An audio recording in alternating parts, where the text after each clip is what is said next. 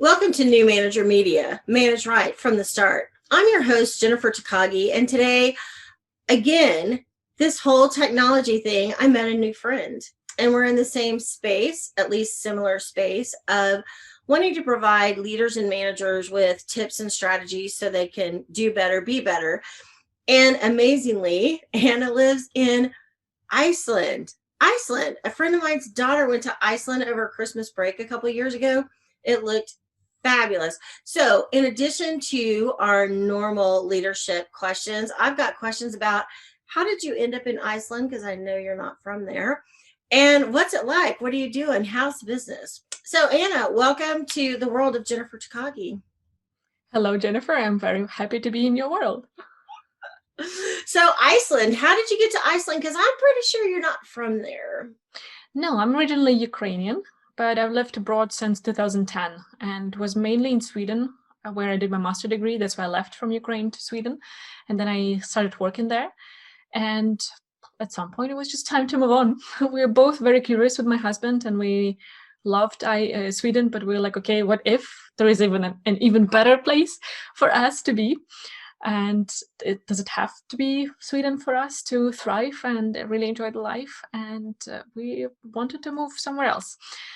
And at the same time, we were planning the family. So we were thinking of getting a kid soon and thought it probably does make sense to move away from the Nordic countries, which are very family friendly, and it's hard to beat them on that level or on that matter.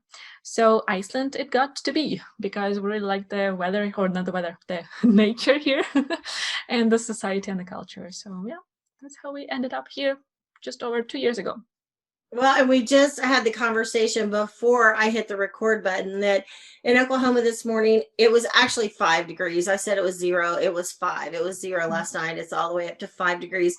And for her, it's almost 40. So how are we in Oklahoma and you're in Iceland and it's way colder here than there? I don't Well, even know. there are those pictures of Iceland, or the people are thinking that it's only snow and ice here, but that's actually not. We are in quite a mild climate here because of the Gulf Stream that is surrounding, like going around the island, providing quite mild temperatures here. And of course, we're in the middle of Atlantic Ocean, so we have quite a lot of wind, for good and for bad, because there is this saying here: if you don't like Icelandic weather, wait for 5 minutes. So We say that in Oklahoma too, but I okay. think growing up in school, they always, there was that lesson of Greenland is actually colder than Iceland, and they kind of got misnamed along the way. So I always think that's very interesting. And I love the Hallmark movies where people go to the ice igloo hotels for vacation. I can't even comprehend that, but it sounds like a lot of fun. A lot of fun. So you start in the Ukraine, you move to Sweden. Is your husband from the Ukraine also? No, he's German, and we met in Sweden. You just got a whole plethora going on. And so did you have that family that you wanted? Sorry? Did you have the family that you wanted? Did you have children? Well, yeah, we have a 2-year-old now, so we moved here when she was just over a month old. Another adventure of crazy us. Another adventure. No kidding. How fun is that? Okay. So, in the midst of these moves, finding love, having the baby of your dreams, and ending up in Iceland because it's family friendly in Icelandic culture. So, when do you find time to work? What is your work? What do you do? How do you help leaders and managers build their skills? What do you do? So I actually am a leadership consultant, which means that I come in and help the leaders become better at what they do, or enjoy more, which is more the focus of ours, enjoy more what they do as leaders. And how do I find time for that? That's just the passion of mine. And to be honest, I've been working in a corporate as a project manager, which is my education. And I would always find time to work on my passions on top of that. But that was partly the decision why I decided to start my own company once we moved here, because we had a baby, and I was like, okay, I know that I will put my 100% into my work, and I'll still be willing to work on my passions and my talents. So why don't I combine those two so that I actually have time for my family? And that's why my business got born as well. And with technology, you can work for anybody anywhere in the world. We just have to get our time zones squared away.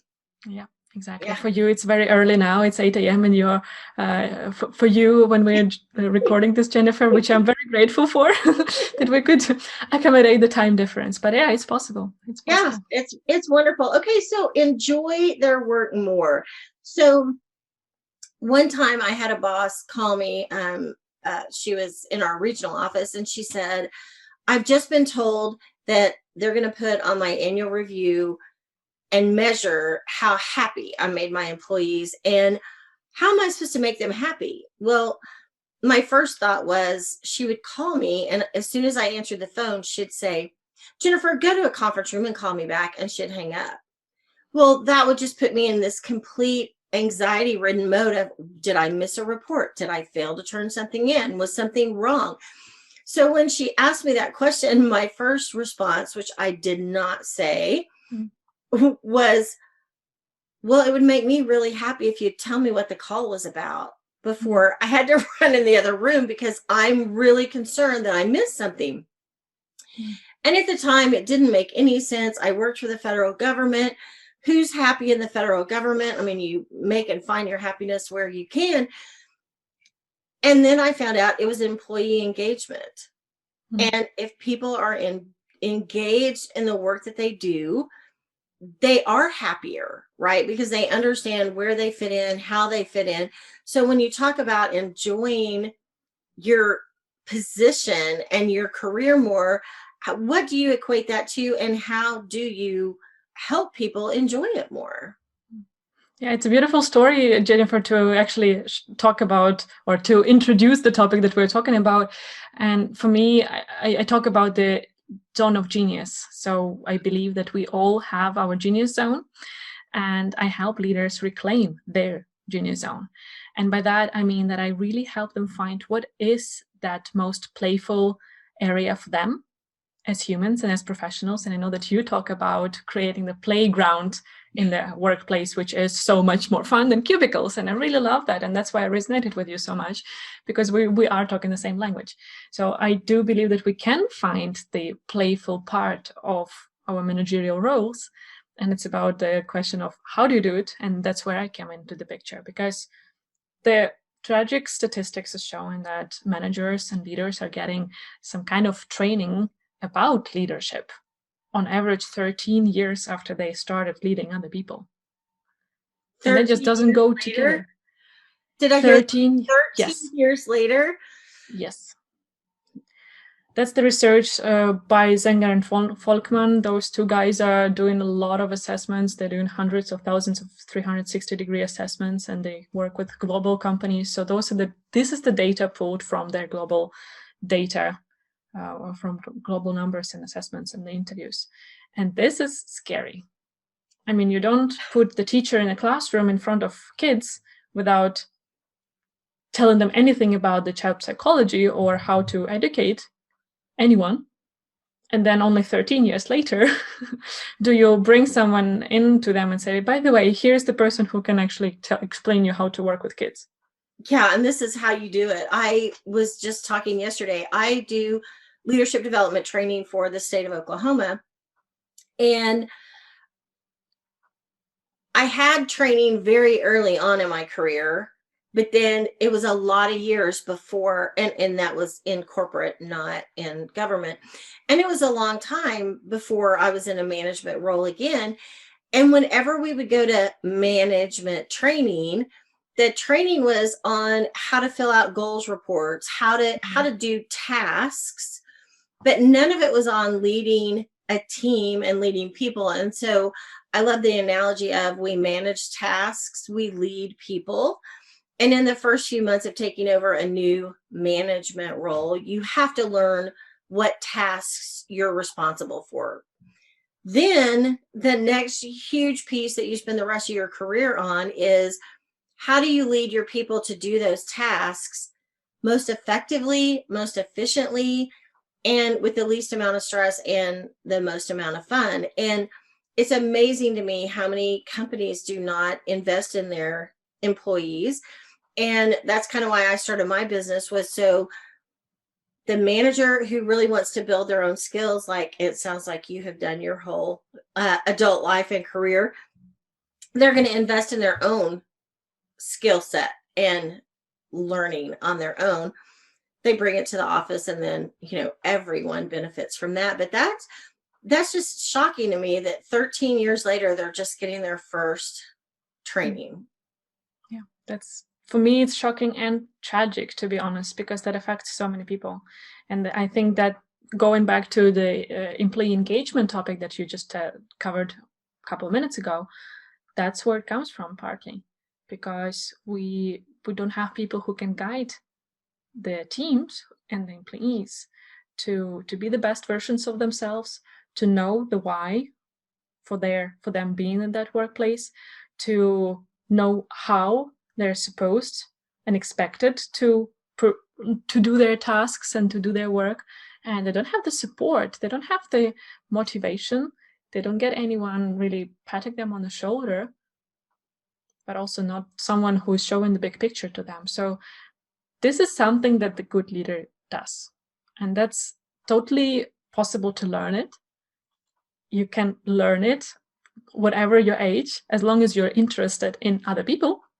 That's the only prerequisite we have for clients. If you're interested in people and you want to be better at bringing the best of them and the best of yourself to the workplace, then we can work on getting you to the better space in leadership.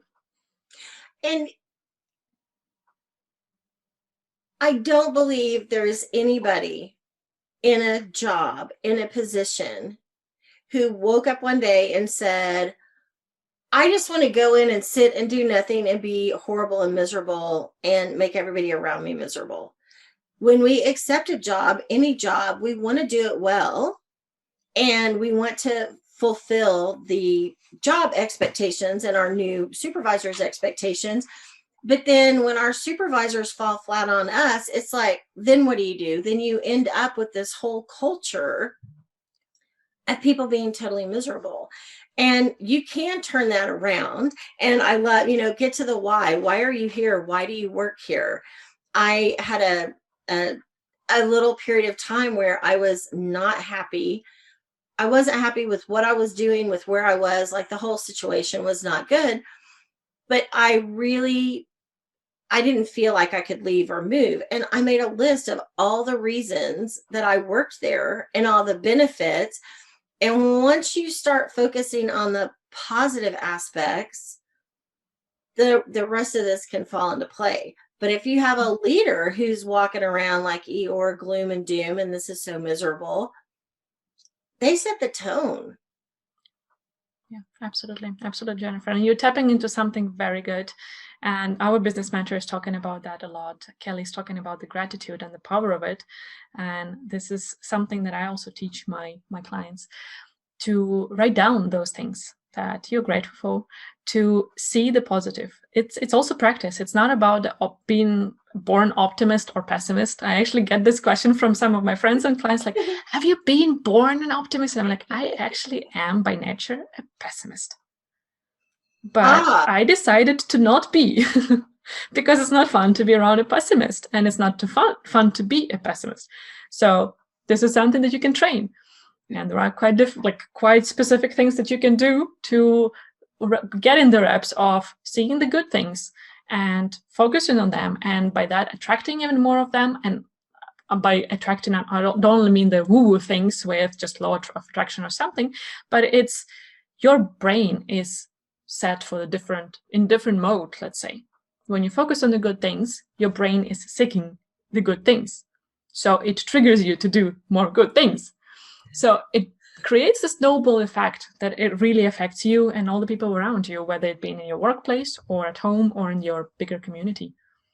It really does. And it's like that whole analogy, pardon me, of you wake up and you get out of bed and you stub your toe. Well, then you're upset that you stubbed your toe. Well, then you're getting in the car and you spill coffee on your blouse. And then you start driving to work and you hit every single light, red light, not green light, red light on the way to work. So then you're late to work. Well, then you walk in and a meeting's already started and you're late, and you literally, you tell yourself and everybody else this is the worst day. And the more you say that to yourself, the more you make it happen, because you're in such a pissy mood that you bring everybody else into your world.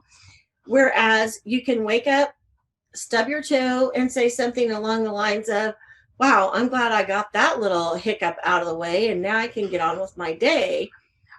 Yeah. And it's a very different viewpoint. Recently, I was a little frustrated about a situation, and I sat down before I went to bed and I made a list, literally wrote it down, because there's something about the magic between your brain and going down your arm into your pen as you're writing that is different than if you just say it out loud or type it out even. I wrote all the things I was grateful about for this situation. Mm-hmm. And there were many, and I had to think about it a little bit, but once you get on that train of thought, more come. I woke up the next morning and literally the first words in my head, which I don't ever remember having words in my head when I wake up. Like, I mean, I know they're there, but I don't really think about it. But I woke up that morning and the first words in my head were, this is the day the Lord has made. I will rejoice and be glad in it. And I was like, when was the last time I heard that or said that or thought that or felt that? I was, 100 pounds lighter all day long. It was like I was floating just above the ground. And we create those thoughts, those moments. You walk in a room and you're in a great mood, and there's somebody who is complaining about everything and how this job sucks and your boss is horrible and this work product is stupid. And the next thing you know, you're sucked right down into it. And now you hate it too. Yeah, definitely. It's a beautiful story that you shared here, Jennifer, and it's a very powerful tool. As you said, the science is showing that we are wiring our brain in a different way when we involve pen and paper. And it's so simple that it's too simple, so many people skip it, but it's actually very, very powerful. And that's something that I kind of subscribe, quote unquote, to all of my clients. I don't have a very strict curriculum, so we really go from case to case, and I see what the needs of the person is. But one thing that every single client of mine does is journaling every evening, answering very specific questions, because that has enormous effect on their personal development journey, on their leadership journey, and it helps me to create a true transformation during the work that during the time that we work together. And are your 3 questions proprietary? What do you mean by proprietary? Can you share them with us, or is it? Yeah, absolutely. Actually, I didn't come up with them. It's all research, and I learned them myself from the coach whom I've been following and whose methods I've been using a lot for my own personal development. She's called Mia Thörnblom. She's Swedish, and I had her as the first guest on my podcast. It was really great to have a huge role model of mine to join and have a conversation with me. So the questions are, what did I do well today? Or you can phrase it, what am I proud of today? And there, my rule of thumb and the way I challenge my clients is to have at least 3 things to write. Then the second one is what I'm grateful for. And the third one is, what do I need help with? And we start with those for a while, for a couple of months, depends on the progress of the person and how the self-esteem is developing and strengthening. But then after a while, we add the 4th question, which we answer in the beginning. So as number 1, which did I do less well today? And what is my learning? Wow. And we don't want to finish with this kind of less well today, like finish our day with that. That's why we put it first. But we also don't add it in the beginning, because a lot of my clients are high performers. They are really achieving. They're appreciated in their work, but at the same time, they don't feel enough. And the self-critic or the inner critic is quite strong. And we don't want to strengthen that before we have grown our inner cheerleading team. So that team we're growing and strengthening with those first 3 questions. And then once that is kind of loud enough inside of us, we add the next question to keep developing, because it also helps us to learn to rewire our brain for the situations that we're not so happy about. Oh, absolutely. And I'm glancing around my office to see if I can see it, and I don't see it on my bookshelf. I have it here somewhere. Too many books. And it's Jack Canfield's book, The Power of Focus. And it's proven, it's science, it's not all woo-woo and touchy-feely, but it's proven what you focus on will grow. So if you focus on what did I do less well today versus all the things you did do well today, then you're just going to keep making mistakes. So I love that you wait a while to bring that into the conversation, because it can be powerful. Whatever you think about all the time, I don't want to get sick, I don't want to get sick, I don't want to get sick. Bam, you are sick. How does that happen? I don't know, but it's reality. And it does happen. And the sooner we can appreciate that and embrace it, the better off we're going to be. So to be a leader, you really have to embrace the positive. And I saw it years ago, and there was a meme somewhere, and it was like, put your big girl panties on. And so I kind of expanded it. Put your big girl panties on, put your big boy shorts on, and let's go to work. Like, you have to go to work ready to go. If you had that commute to work that took forever and caused problems, just take 30 seconds before you go into the office, take some deep breaths, clear your mind, and when you step over that threshold, start anew instead of bringing all the baggage in the door with you. Yeah, that's a very good point as well, Jennifer. And Brendan Burchard, one of the top performer, high performer coaches in the world, he's talking about the practice of releasing tension, setting intention before every major activity that he's doing in the day and his clients. So he's just saying, take 2 minutes, do the body scan, just try to release physical tension that you have in the body, understand where are you really like tensing the muscles or whatever, clenching your jaw. Try to really relax that, and then set the intention for the next hour, for the next meeting, for the next call, whatever it will be for you. Just say, how do I want to be as a person, and what kind of outcome do I want to get from this next activity? Because he's saying like this 4 p.m. Burst of anger at your kid because he's too slow on the way from school to home or something like this. It's not about the kid. And it's not about the kid being slow, right? It's about all the irritations that you had throughout the day that accumulate. And then there is this last drop and you're like, boom. And that's what you want to avoid. And it's in your power. Just as you said, you can decide. It's your choice. I know it sounds cliche. I know that some people don't like when I say that, but it is your choice to be happy or unhappy, to let go and to start anew with every minute, every hour, or to continue carrying on the negative things and negative experience that you've had. And what would it hurt if all of our listeners performed an experiment, and for the next 7 days, whether it's in their working environment or in their home life, if they did just that? Like, if you don't believe the two of us and the research we've done and the people we've listened to and followed and learned from and trained, that's fine. Be skeptical, do your own research. But what if you practice for 7 days? What if you practice being grateful for 7 days? Years ago, I heard Oprah started this gratitude journal, and she had a show about it. And I don't even know why I was home from work to be able to see the episode, because working full time, we're usually home in time for Oprah. And she was talking about this gratitude journal, and I was like, yeah, whatever. Fast forward, last fall of 2020, I ended up listening to her, I think it's her latest book. And she said, I kept that gratitude journal for 10 years and my life was better than it had ever been. I don't know why I quit doing it, but I quit doing it. And I think I'm going to pick it up and start doing it again. And it's that power of focus. If you're grateful for things, you have more things to be grateful for, and more abundance and more comes. At work, what do you want? You want your people to enjoy being there. And if you enjoy being there, they're going to enjoy being there, or at least they have a better shot. So it's worth a try for 7 days and try these 3 questions at the end of the day.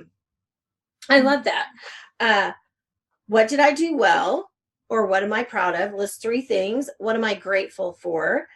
And what do I need help with? Yeah. Then And really, in the later, health question, uh-huh. sorry, Jennifer, in just because some people struggle with the health question, so I like to clarify. It doesn't have to be that next day you wake up and you call your manager or you talk to your wife and you ask for help with something. It can be that, but more often than not, we're working on ourselves. And they asking for help can be from the God, Lord, if you believe in that, the universe, the higher power, or from yourself, because we all have some inner wisdom. Oh, And with that question, you're tapping into that a lot. absolutely. Yes. And we all have a belief of some sort. And, we're not promoting one or the other, but whatever your belief system is, tap into that. Yeah. Help me, guide me, give me the answer. Math was never really my strong suit in school. And like I would just understand it the night before the test. And so on one hand, it was super great that I got it the night before, so at least I could get a B. But I never could get it 2 days before so I could get an A, right? Because you have to like get it and then it has to marinate a little bit. And you would get it overnight. Like I'd wake up the morning of the test and go, okay, I kind of know how to do that. And it's the same kind of thing. It will marinate. You have it in you. You know how to do it.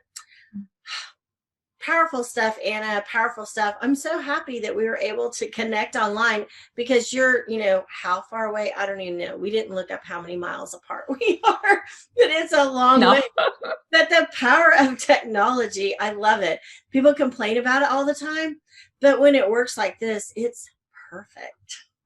Yeah, it is. And it's your choice to focus on the power of the technology that it brings us and the blessings of it, or whether you focus on the negative parts of it and you let yourself be affected by them. Let yourself get sucked into it for sure. Oh my gosh. Well, thank you so much for your time. How can people get hold of you? And obviously, I think you work all over the world, right? Because it's all internet It's based. all online, or I do have some clients here in Iceland, and before COVID we would meet in person. Now even with them we moved online, but mainly so far I only had European clients because of my background here. So if anyone from the other side of the pond wants to work with me, I would be more than happy. You would be the first. Well, And connecting with me is on LinkedIn is probably the best platform. I'm LinkedIn. most there. And then you can also listen to Genius Leadership Overcoming Everything podcast, where I have weekly conversations with leaders or researchers and coaches who inspire me and the people around me.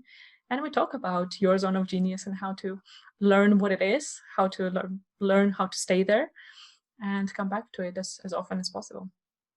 Awesome. Thank you so much. And thank you for your time. And for all our listeners, keep listening, keep downloading the podcast, leave us a review, let us know what you think. I'm Jennifer Takagi, and I look forward to connecting with you soon.